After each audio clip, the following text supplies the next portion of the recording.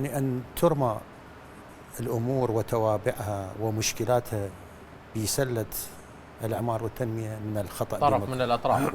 لا، أنا بديت أسمع بأنه السبب الأكبر هو ائتلاف الإعمار والتنمية، هو الذي كان يمرر أجندات سواء معلنة أو غير معلنة لعدم على أساس تمرير. عيشون كلاسيكو ما بين دولة القانون والإعمار والتنمية. هذا يقول له مرشحنا ياسر المالكي، يطلع له مشترك الفريجي يقول له يريد ابن أخوه ما أدري شنو عمه وكذا، صار كلاسيكو إعلامي شو بيناتهم. صحيح، هذا ما ظهر للإعلام. طيب. وأخذ نوع من التهويل، خل أسميه الإعلامي، لكن الحقيقة تختلف شكلا وتفصيلا عن اللي دا يتروج. هو أن الإعمار والتنمية كان يريد أن يذهب مع الإجماع. طيب، إجماع أكو، يذهب مع الإجماع.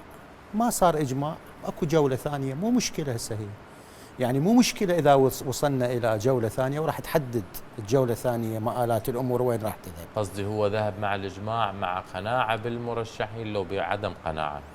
هذا متروك لأعضاء أنا أعتقد أكو، بس عندهم تصور أكيد. يعني جزء من عندهم خلينا أتكلم. ما مقتنع بالأسماء، يعني يريد أسماء غير أسماء.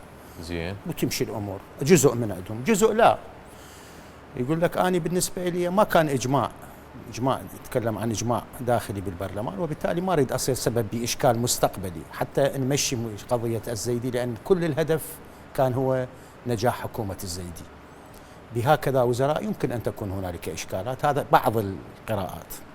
لا، الرواية اللي طرحها الإعمار والتنمية قلت لك هي روايتين، هاي واحدة منها ذكرتك إياها. نعم. والرواية الثانية عبد الهادي السعداوي من الديقار قال هي قصة موية من القصة داخلية داخل دولة القانون ما بين البشائر والدعوة. يعني جزء بعد ما ردت أوصل لك به بأنه جزء هو أصلا من دولة القانون. يعني صحيح ما كان أكو اتفاق كامل. تمام. أتكلم عن اتفاق كامل على كل الأعضاء. الظاهر أكو اختلاف نوعا ما مع الاسم. تمام. هسه المشكلة أنا بالاسم لو مشكلتي بالمشروع. الآن أشوف المشروع اللي يقدمه شخص هو اللي راح يمضي بالنهاية. تسألني أنه دولة القانون ما راح تمضي أسمائهم، أنا أقول لك لا، راح تمضي أسمائهم، لأن هم بحدهم. عندك وزير للديمقراطي الكردستاني هو وزير الإعمار والتنمية لم يمرر.